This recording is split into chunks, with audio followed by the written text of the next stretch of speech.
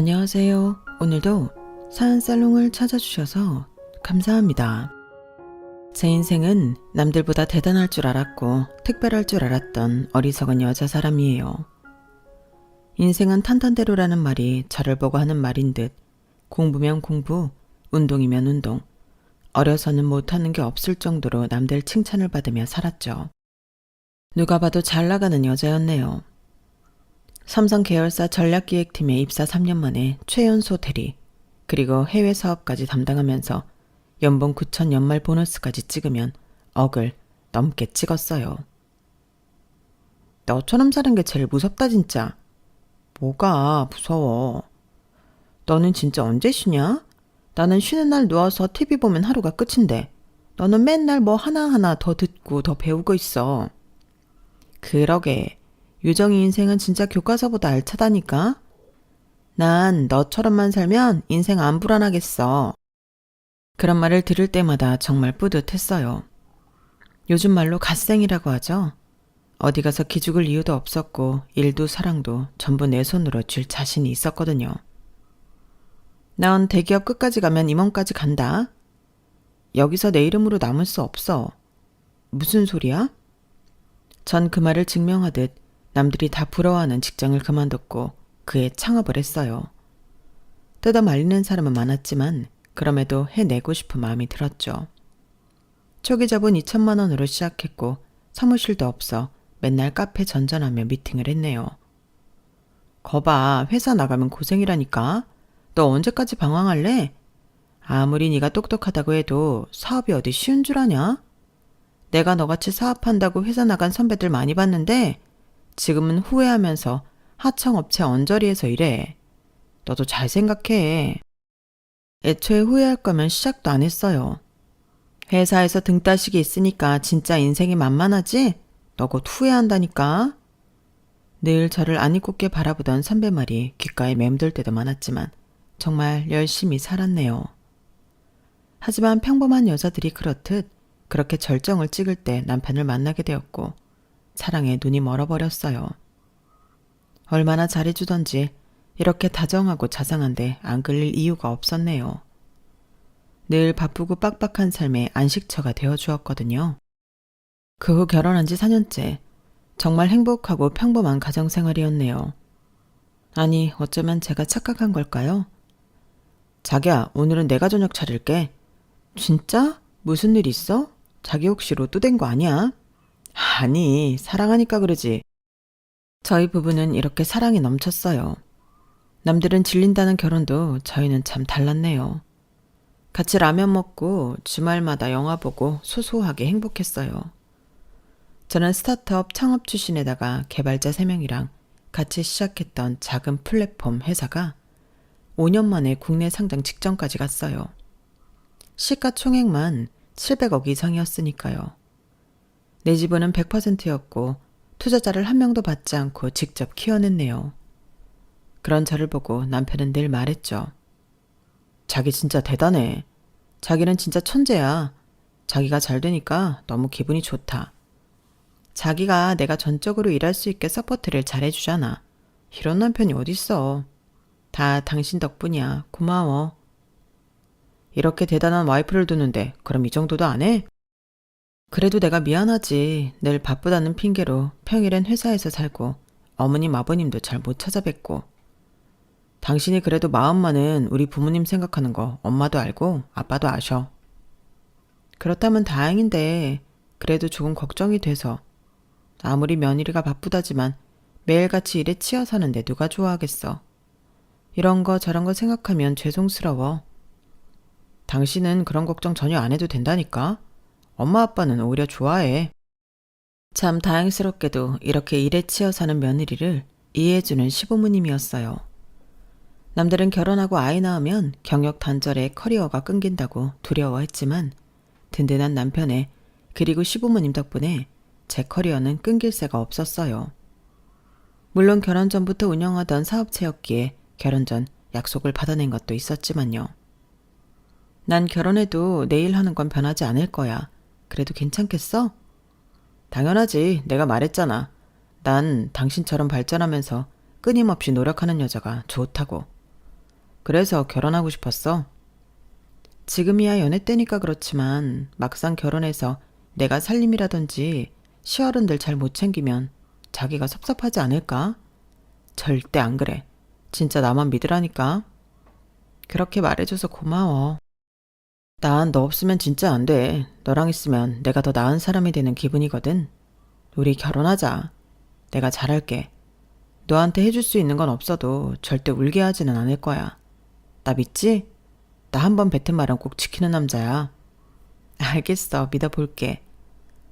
남한테 민폐가 되고 싶지 않아 결혼을 고심하던 저에게 남편은 철석같이 약속을 해주었어요. 결혼해도 일은 열심히 하게 내가 서포트 해줄게. 정말이야. 그러니까 너는 결혼하고도 마음껏 일해도 돼. 이 말에 결혼을 결심했고 일사천리로 결혼이 진행되었죠. 그래서 결혼은 4년 동안 남편과는 큰 트러블 없이 결혼 생활을 유지할 수 있었네요. 그 배경에는 남편이 결혼 후 6개월쯤 지나자 슬슬 퇴사 이야기를 꺼내더라고요.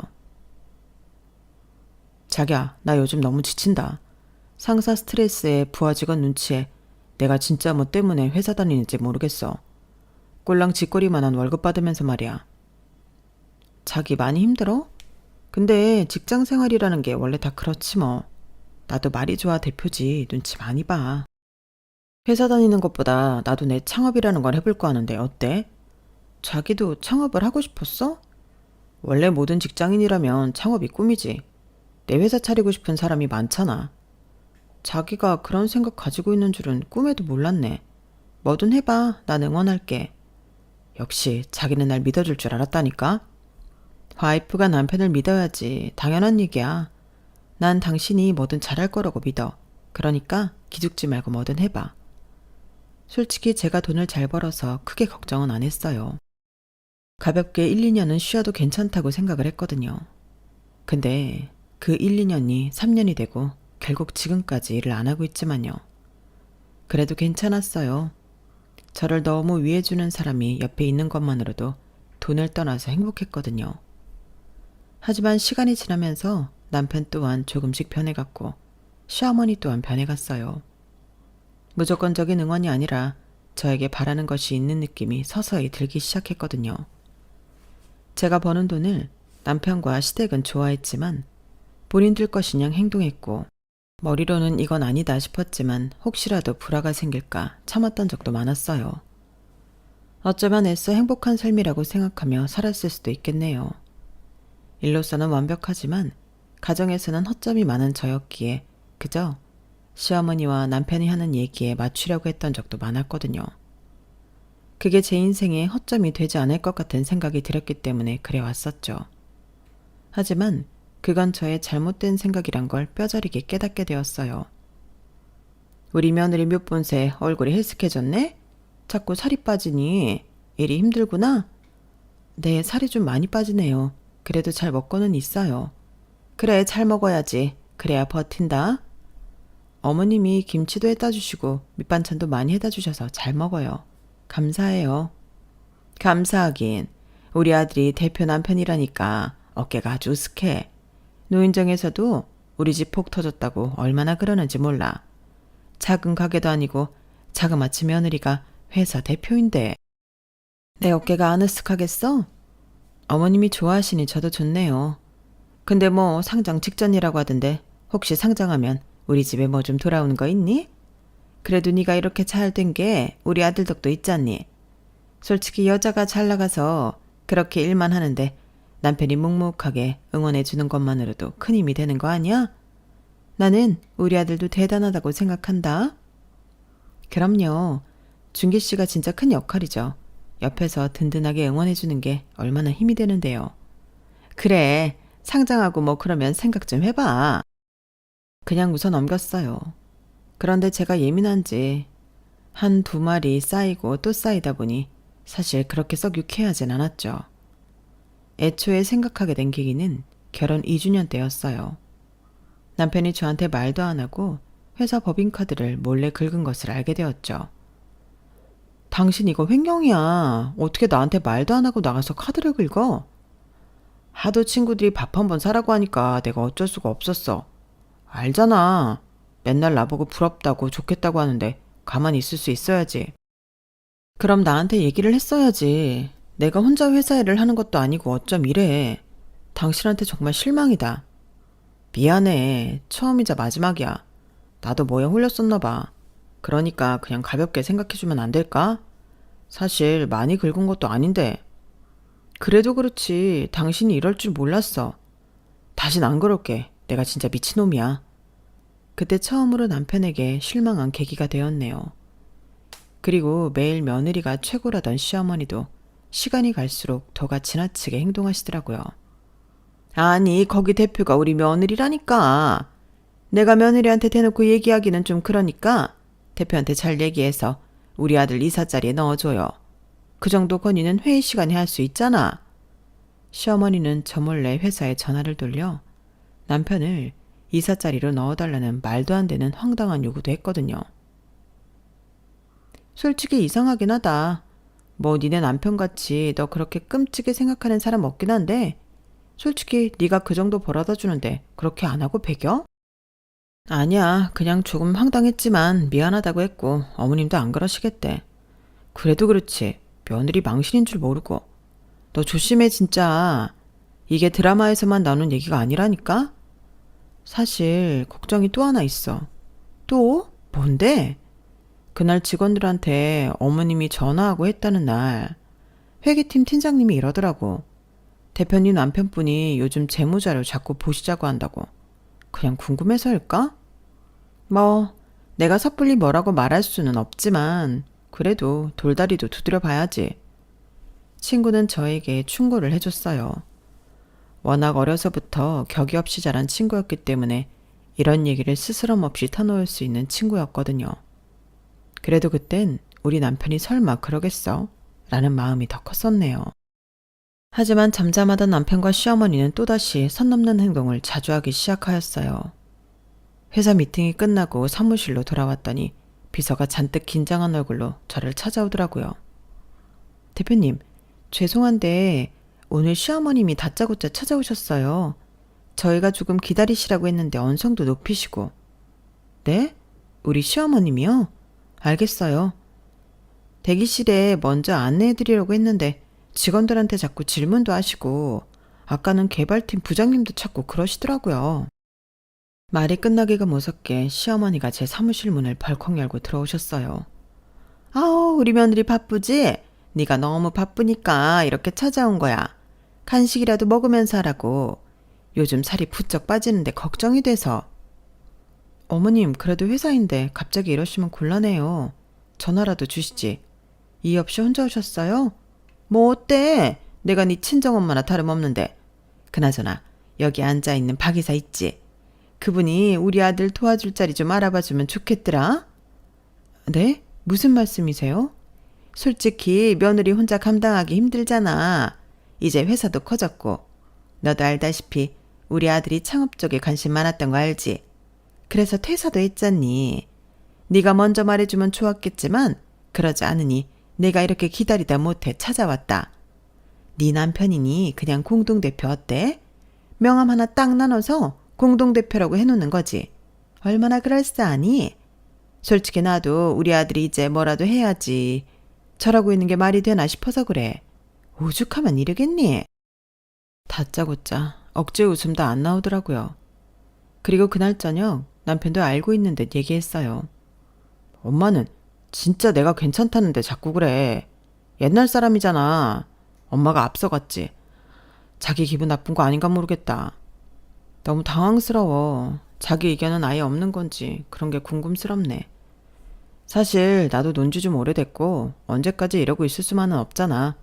그래도 기술이 있어야 뭐라도 창업하는 건데 내가 신지가 좀 오래돼서 막상 사업 구상을 하려고 해도 생각이 안 나고.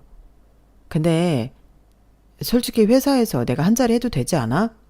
어차피 당신이랑 사는 가족이기도 하고 대표 혼자보다 공동대표라는 안정감도 있고 그리고 아직까지 시선이 여자 혼자 이런 큰 회사를 꾸려간다는 것보다 남편과 같이 하는 게 더 보기가 좋아. 그리고 그 말을 끝으로 갑자기 회사 내부 자료가 필요하다는 둥, 이사회에 가겠다는 둥 당황스러운 말들을 많이 하더라고요. 당신이 이사 가는데 거길 왜 가? 당신 남편인데 사람들한테 얼굴도 계속 익혀야지. 다들 사장 부근이면 관심도 있고. 그런 거 아니겠어? 약을 먹은 줄 알았어요. 그리고 그날은 제가 말려서 가진 않았지만 아마 말리지 않았다면 회사까지 따라와 이래라 저래라 했을 게 뻔했죠. 날이 가면 갈수록 오버가 심해지는 남편에게 당황스러움이 반복되었어요. 그때 확실히 느꼈던 것 같아요. 맹목적으로 나를 응원만 해주지 않았구나. 남편이 나랑 결혼을 한 이유 중 하나도 내 자산도 어느 정도 한몫했을 거라고 생각이 들더라고요. 엎친 데 덮친 격으로 이런 일이 반복되니 컨디션도 너무 안 좋고 몸이 안 좋더라고요. 대표님, 괜찮으세요? 괜찮아. 빈속이라 그런가 봐요. 요즘 안색이 많이 안 좋으세요. 병원 한번 가보셔야 할 것 같은데 제가 예약해드릴게요. 그래 줄래요? 고마워요. 바쁜 시기에 꼭 몸이 이러네. 별일 아닐 거예요. 어지러워서 현기증에 주저앉아버린 날들도 많았네요. 처음으로 몸이 이상하다는 신호를 느껴 병원에서 검진을 하게 되었어요. 자기 몸 안 좋으면 안 되는데 어쩌냐? 요새 우리 때문에 좀 스트레스 받았나? 아니야, 그냥 일도 그렇고 신경 쓰는 게 한두 가지가 아니잖아. 하긴 그건 그래. 당신이 너무 바쁘긴 하지. 내가 이러니까 자꾸 공동대표 얘기를 하는 거야. 몸이 벌써 탈나잖아. 당신 나 못 믿어? 그래도 운동은 열심히 해서 당신보다 체력이 훨씬 좋다고. 그 얘긴 나중에 하자. 솔직히 회사 일 아무것도 모르면서 어떻게 당신을 공동대표로 앉히겠어. 그냥 천천히 조금 나중에 생각해보자. 난 당신 아픈 거 싫어. 다 회사 일 때문에 이러는 것 같아서 속상하단 말이야. 괜찮아. 쉬면 나아질 거야. 이 기회에 솔직히 내려놔도 되지 않아? 내가 일이야 배우면 되는 거고 자기 그동안 열심히 살았으니까 쉬어도 되잖아. 나라도 어떻게든 잘 이어갈 수 있지 않을까? 뭐라고? 아니, 그게 아니라 자기가 편해야 나도 편하다는 거지. 그 자리 유지하려고 버티지 말고 내가 계속 어떻게든 해볼 테니까 잘 생각해봐. 자기 이렇게 아프니까 정말 속상해서 그래. 나 자기 없으면 안 되는 거 알지? 그러니까 조그만 일 욕심 줄여. 난 아파도 회사에서 쓰러질 거야. 걱정하지 마. 남편은 제 몸이 아픈 것이 회사 일이 많아서 그런 거라며 참 많은 걱정을 하더라고요. 그렇게 검진을 받고 그날은 집에서 쉬고 있었는데 생전 안 하던 노트북을 남편이 만지고 있더라고요. 자기야, 뭐해? 그냥 보험 약관 좀 확인하는 중. 갑자기 웬 약관을 확인해? 자기가 아프니까 뭐라도 준비해야지. 솔직히 보험비 매일 빠져나가는데 이런 거 받으려고 보험 내는 거잖아. 그건 그렇지. 하지만 이상하게 화면에는 생명보험 설계서가 여러 개 띄어져 있었고 일부는 상속자, 배우자로 이미 체크되어 있더라고요. 당연한 것이었지만 뭔지 모를 섭섭함과 두려움이 밀려왔어요. 근데 이게 뭐야? 그거 컨설턴트가 보내준 거야. 설계만 그냥 해본 거야. 아직 가입을 안 했어. 하지만 며칠 뒤 우편물이 날라왔고 그것은 내 명의로 된 보험 가입 확인서였어요. 가입자는 나, 그리고 수익자는 남편, 그리고 가입일은 그날이더라고요. 왠지 모를 섭섭함이 있었지만 내심 아무렇지 않은 척했고 아무 일도 일어나지 않을 거라는 생각을 하며 일을 해나갔어요. 컨디션도 슬슬 올라오는 것 같길래 잡생각을 하지 않고 회사 일에 더 매진해야겠다고 생각이 들었거든요. 하지만 그날 회사가 끝이 나고 집에 와 우연히 남편 핸드폰이 제 손에 들리면서 판도라의 상자를 열게 되었네요. 남편 카카오톡에는 저 없는 시댁 가족방이 있었고 그곳에는 형님 그리고 어머님 남편이 있었어요. 이름은 준기 인생 역전 프로젝트였네요. 이참에 회사 이름도 바꾸면 어때? 준기홀딩스 이런 식으로? 그래, 딱 네 거다. 우리 아들이 그런 큰일하면 딱이지. 솔직히 여자가 그런 일을 어떻게 하니? 준기가 대표되는 거는 시간 문제야. 그리고 내가 잘 알아듣게 잘 얘기했으니까 걔도 어느 정도 생각이 있을 거야. 지가 공동대표 안 해주고 배겨? 그래, 옳게 몸도 안 좋은데 이참에 지분도 넘기라 그래. 준기야, 네가 살살 구슬려봐. 은근 옳게 단순하더라니까. 은근 요정이 치밀해. 근데 내 말은 또 잘 들으니까 천천히 구슬려 봐야지. 몸도 안 좋고 하니까 아마 들어줄 거야. 요즘 자주 체한 것 같다고 하고 어지럽다고 하는 날이 잦아져서 이참에 집에 눌러 앉게 해도 좋을 듯. 역시 준기야. 네가 복은 있나 보다. 걔가 다 키워놓은 회사 네가 꿀꺽하는 건 시간 문제잖아. 내가 얼마나 떠받들고 살았는데 걔 나한테 이 정도는 해줘야 돼. 본인이 나 아니면 어떻게 이런 공주 대접을 받으면서 살고 있겠어. 나 같은 남자 없을 듯. 그래 맞아. 우리 준기가 최고지. 걔는 복 받은 거야. 회사도 우리 준기가 얼마나 더 잘 운영해 줄 거니? 그러니까 잘 구슬려서 회사 꼭 네 걸로 만들어. 엄마는 일만 이렇게 된다면 진짜 두 발 뻗고 자겠다. 그동안 우리 아들이 얼마나 힘들었겠어. 사업하는 기세 마누라 등살 잘 버텼어. 조만간 네 회사 되는 건 시간 문제일 거야. 남편이 씻는 동안 전 그 단톡방을 캡처했어요. 손발이 떨리고 눈물이 앞을 가렸죠. 그래도 가족이라고 애써 아닐 거라고 외면했던 일들을 제가 한순간에 다 때려 맞는 것 같아 참 서글픈 마음이 들었어요. 그리고 일단 아무렇지 않은 척 하려고 했네요. 내 뒤에서 저런 생각을 가지고 살고 있다고 생각하니 소름이 돋고 손발이 저려왔지만 그럼에도 포커페이스를 해야겠다는 생각뿐이었어요. 머릿속에서 이혼을 해야 하나 아니면 한번 봐줘야 하나 툭 터놓고 이야기를 한번 해봐야 하나 별별 생각이 다 들었지만 사실 다시 예전으로 돌아가기는 무리라는 판단이 들더라고요. 인생에서 가장 힘든 적을 꼽으라면 지금이겠다 싶을 정도로 심적 고통이 어마무시하였죠. 열심히 산 쟤밖에 없는데 왜 나한테는 이런 일이 일어났나 싶은 게 정말 복도 없다는 생각을 처음 하게 되었네요. 하지만 뭐든 엎친 데 덮친 격으로 온다고 하죠. 그 다음날 울고 있는 저에게 검진 결과가 나왔고 믿을 수 없는 말을 들었네요. 말기암입니다. 간 전이도 확인됐고요. 시간이 그렇게 많지 않으실 수 있습니다. 네? 저 건강한데요. 요새 그냥 어지러웠던 거 말고는 딱히 없었는데 암이라뇨. 제가요? 저 나이가 어린데?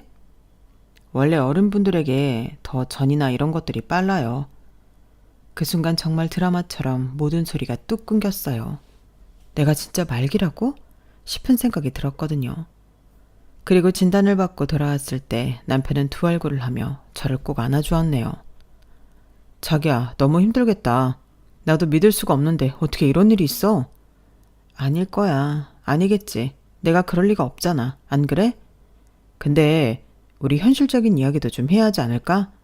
원래 이럴 때일수록 이성을 챙기는 게 맞는 것 같아. 무슨 이야기?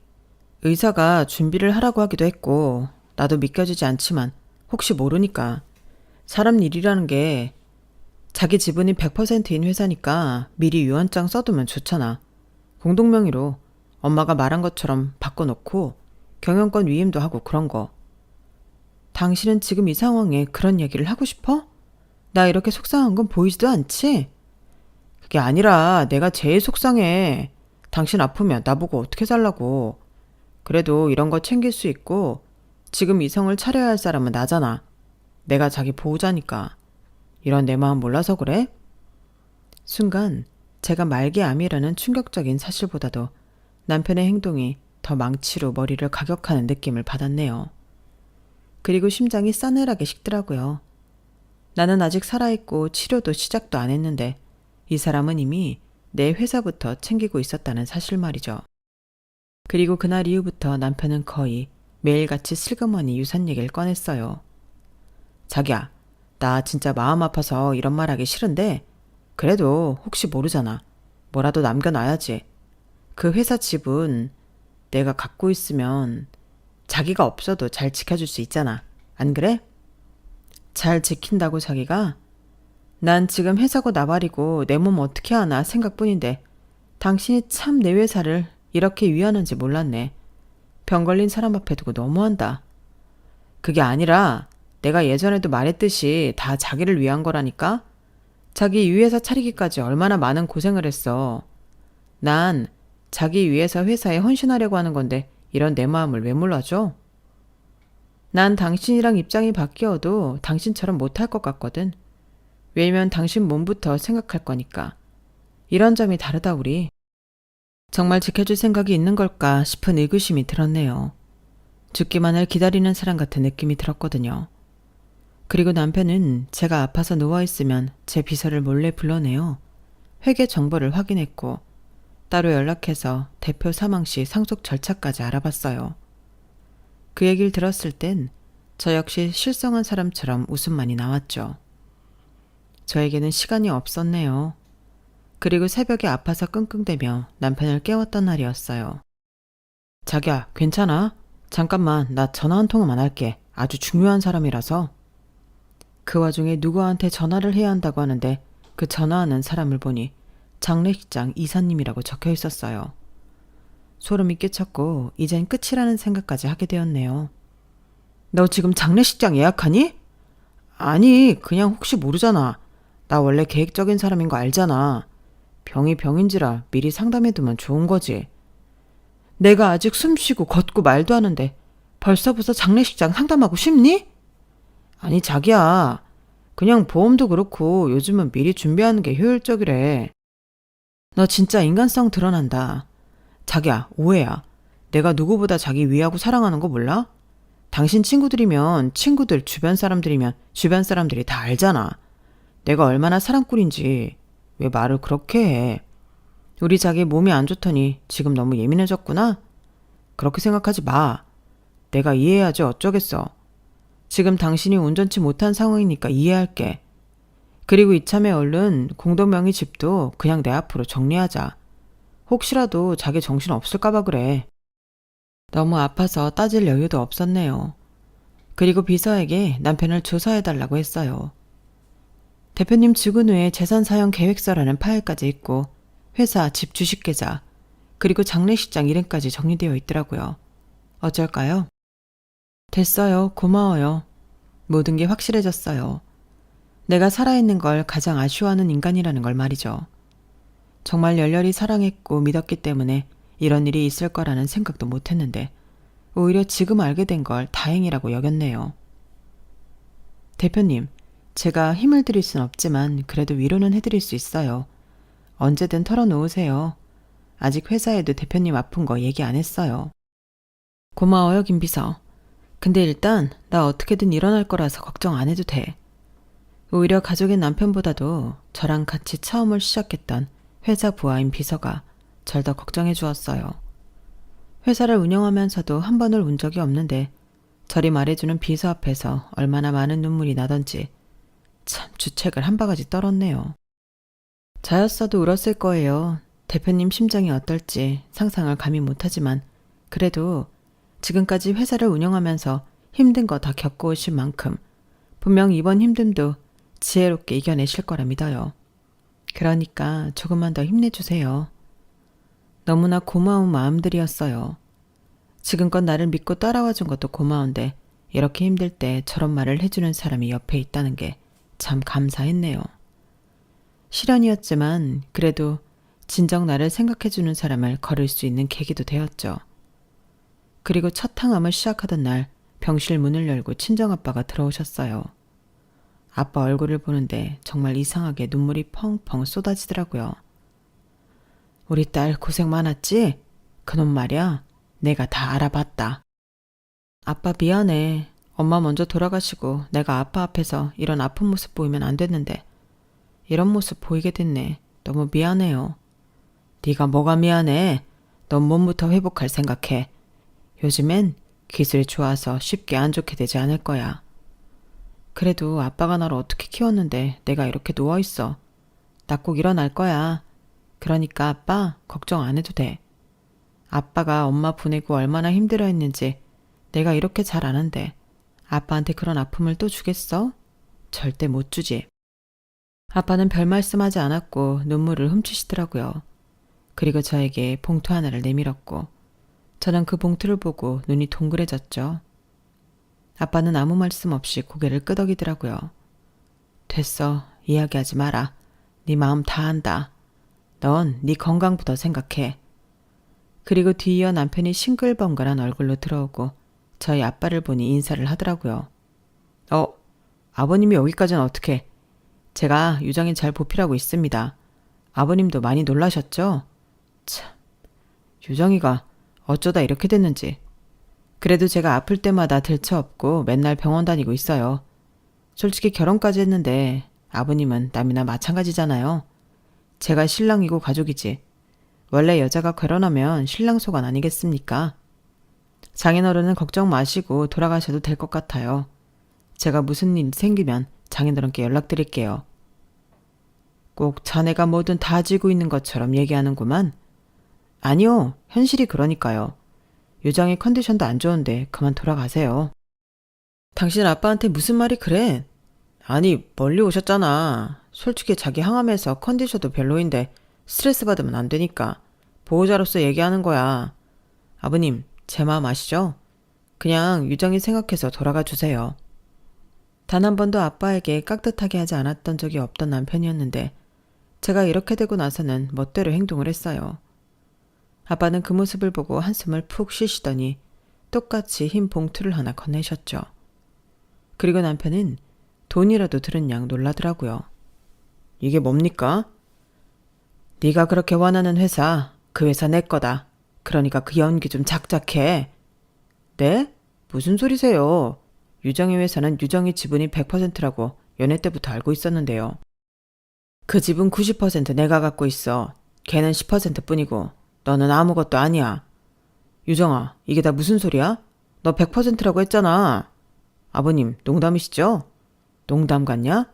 그리고 너 지분 넘겨받으려고 문서 들이민 거 법무법인에서 다 넘겨받았어. 남편은 그제서야 얼굴이 하얗게 질리더라고요. 혹시 몰라서 네 명의로 넘어간 거 하나라도 있는지 다 검사해봤어. 다행히 아직 없더라. 넌 한 푼도 못 가져갈 줄 알아, 이 새끼야.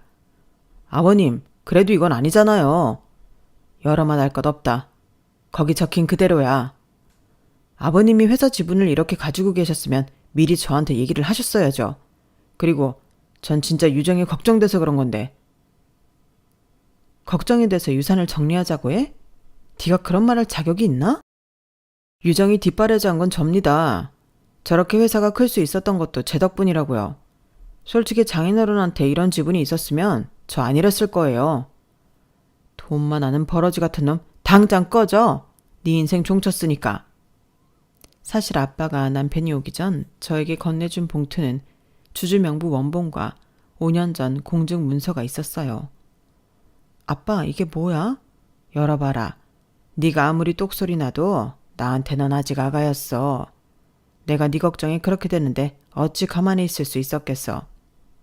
아빠가 건넨 종이에는 회사 설립 당시 내 지분 10%, 나머지 90%는 전부 친정 아버지 명의로 되어 있었어요. 이걸 어떻게... 처음부터 네가 위험할까봐 네 이름으로 세웠지만 지분은 다 내가 들고 있었어. 네가 필요할 때 그때 넘기려고. 그럼 지금도 실제로 회사 주인은 아빠인 거야? 와, 아빠 몇 수를 내다본 거야. 그래, 그래서 그 자식 지분 한 주도 못 가져간다. 이제 걔가 피눈물 흘릴 차례야. 아빠, 어떻게 이런 일을 예견했던 거야? 아빠의 철두철미한 계획 덕분에 남편은 그대로 나락행으로 떨어지고 말았죠. 잠깐만요. 제가 이 가정을 위해 얼마나 희생했는데요. 그게 가정을 지키기 위한 사람이야? 그럼 그동안 네가 준비한 유언장, 회사 팔아서 정리하라고 했던 문서, 그건 뭔데? 아버님, 진짜 제 말 한 번만 들어보세요. 유정아, 뭐하고 있어? 네가 내 변호를 해줘야지. 내가 네 남편이고 4년 동안 내가 널 얼마나 떠받들고 살았는지 알잖아. 그거 가식이었잖아. 내가 너에 대해 하나도 조사 안 해봤을 것 같아? 유정아, 날 진짜 그렇게 생각했던 거야? 나는 진짜 혹시 그때 정신 없을까봐 그랬던 거라니까? 그럼 이건 어떻게 증명할래? 네 엄마, 네 누나, 그리고 너랑 나눈 카톡 대화들, 이거 뭐냐고. 그동안 나 바보인 줄 알았지. 남편은 제가 보여준 카톡 캡처본을 보고 그대로 쓰러지고 말았어요. 그리고 그 소리를 들은 시어머니가 병원으로 찾아왔더라고요. 그래 뭐 우리 춘기가 조금 실수했다고 쳐. 그래도 네 남편이잖니? 어머니, 이거 보이세요? 이혼신고서예요. 내가 죽기를 바라고 바란 남편한테 더 줄 것도 받을 것도 없어요. 뭐? 너 지금 다 죽어가는 마당에 이혼이라도 하겠다는 거야? 이혼뿐만 아니라요. 저희 가족회사에 어머님 가족 이름 들어올 일 없어요. 주주 명단에도 없고 상속 대상에도 안 들어가더라고요. 시어머니는 입술이 바르르 떨리더니 목소리가 확 올라갔어요. 너 감히 우릴 뭘로 보고? 있는 그대로 보고 있어요. 그래도 한때 부인이었는데 보험 넣고 장례식장 예약하고 참 진짜 제가 괜한 발등을 찍었죠? 준기 씨 그래도 믿었는데 괜한 인간을 믿었네요. 시어머니는 제가 내민 이혼장을 보더니 어쩔 줄 몰라 하였어요. 그리고 그 다음 날엔 그 인간이 찾아왔죠. 다신 보지 말자니까 왜 왔니? 자기야, 아니 여보, 5분만 얘기하자. 장인어른이 계속해서 너를 못 만나게 해서 이렇게 찾아올 수밖에 없었어. 너 접근 금지 신청할 거야. 다신 오지 마. 그러자 제 팔목을 붙잡고 무릎을 꿇었어요. 미안해, 내가 미쳤었어. 당신 없이 내가 아무것도 아닌데 진짜 너무 몰랐다. 내가 진짜 쪽팔려서 그랬어. 남자가 뭐라도 하나 해야 할 것 같은 마음 때문에. 진짜야, 내가 잘못했어. 내가 어떻게든 다시 잘해볼게. 병원도 같이 다니고 너도 내가 옆에 있는 게 낫잖아. 네가 옆에 있으면 병세가 더 악화돼. 제발 기회 한 번만 줘. 당신 이렇게 아픈데 혹시 모를 마지막이 이런 모습으로 기억되게 하고 싶지 않아서 그래. 우리 예전에 좋았던 거 기억나지? 삼겹살에 소주 마시고 치킨 먹던 그때 말이야. 그거 다시 하면 안 돼? 진짜 착한 얼굴을 하고 저렇게 얘기하는데 토악질이 나더라고요. 기억나지? 참, 그땐 몰랐는데. 너 그때 내 통장 들여다보면서 이렇게 돈 잘 버는 여자 처음이야 라고 하면서 막 감탄했잖아. 근데 내가 암 걸리니까 바로 보험부터 계산했지? 아니야, 진짜 오해야. 나도 무서워서 그런 거야. 혹시라도 너 없으면 어떻게 하나 싶어서. 그래서 준비한 거야. 그게 진심이었어, 내 방식대로. 당신 방식대로. 난 죽고 넌 챙기고. 제 말이 끝나자마자 남편은 울더라고요. 더럽게 눈물 콧물 다 쏟으며 말이죠. 살려줘. 나 진짜 너 없으면 죽어. 진심이야. 내 옆에만 있어줘. 내가 진짜 네가 하라는 거 다 할게. 진짜 추악하다는 생각이 들더라고요. 죽을 거면 알아서 죽고 살고 싶으면 내 앞에 다시는 나타나지 마. 내가 이제 시키는 건 뭐든지 할게. 시킬 게 없어. 당신같이 간신배한테 뭘 시키겠어. 그냥 내 앞에서 사라지면 그만이야. 그리고 법으로 해결할 건데 뭘 그렇게 울고불고 난리야. 당신이 한 일 그냥 법으로 심판받아. 우리 좋았던 기억마저 이렇게 날리는 거 아니지? 좋았던 기억이라 이제 생각해보니 없는 것 같네. 처음부터 지금까지 다 계산된 거잖아. 안 그래? 잘 살아. 그냥 내가 없었을 때처럼. 나도 너 없이 잘 살 테니까. 그리고 전 이혼 소송 중인 남편을 접근 금지 신청을 하였어요.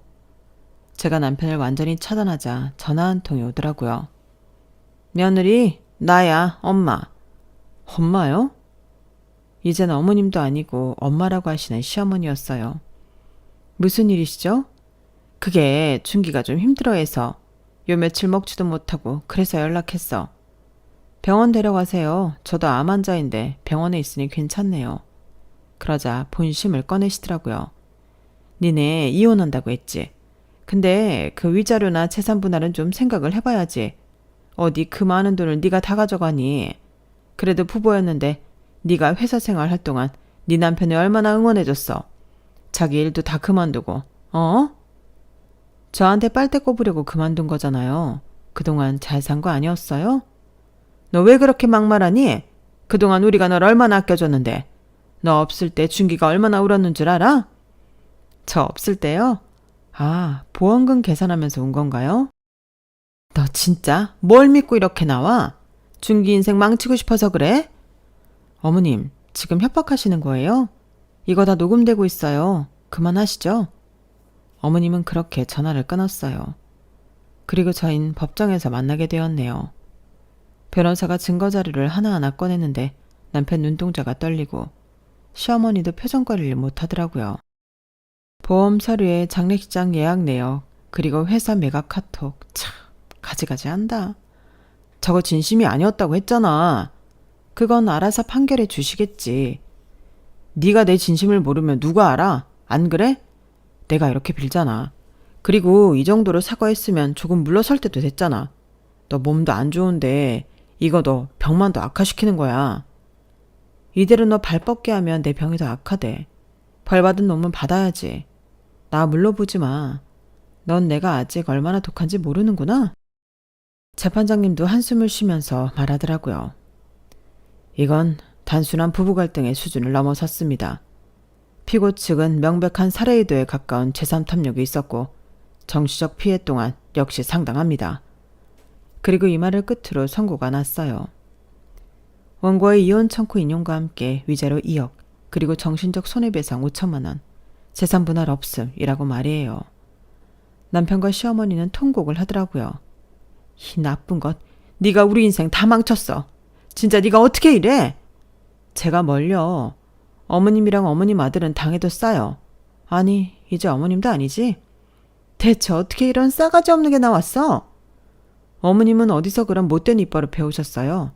말끝마다 사람을 찌르고 비난하고 남의 인생을 지 발밑 취급하잖아요. 그게 인격이에요? 너 지금 우리 준기랑 끝났다고 나한테 막말하는 거야? 어른이면 어른답게 행동하세요. 그래, 다 떠나서 내가 우리 아들 위해서 그런 거다. 그러니까 난 고사하고 우리 아들은 좀 봐줘. 이건 아니잖니? 제가 왜 봐드려야 하죠? 그럼 날 그렇게 만들지 말아야지. 내 돈 보고 날 이용만 하려고 했던 당신들과 다신 엮일 일 없으니까 그렇게 아세요. 내가 이렇게 비는데 그럴래? 내 아들은 아무 잘못 없다고. 잘못이 없다고? 당신 아들이 나를 배신했는데 잘못이 없다니. 참. 그리고 어머님도 제 돈 때문에 며느리 취급한 거잖아요. 그래도 그렇지. 이렇게 묵사발을 낼 수 있어? 너 우리 아들 인생 어떡하려고? 그거야 인과응보죠. 솔직히 전 오히려 속이 시원한걸요. 그렇게 전 남편과는 정리를 했고 전 항암을 하였어요. 말기였지만 암덩어리는 일부를 잘라냈고 생각보다 전이도 많지 않다고 했어요. 하지만 재활이 쉽지 않았죠. 매일같이 체력이 떨어지고 머리는 멍하고 식욕도 들쭉날쭉 정말 힘든 여정이었어요. 그럴 때만 아빠는 용기를 주시더라고요. 넌 맨손으로 회사까지 만들어냈잖아. 이런 병 하나 못 이기겠어? 우리 딸 할 수 있다. 아빠 고마워요. 얼마나 든든한지 몰라. 천천히 걷고 먹고 웃는 연습도 하고 그러다 보니 사라지더라고요.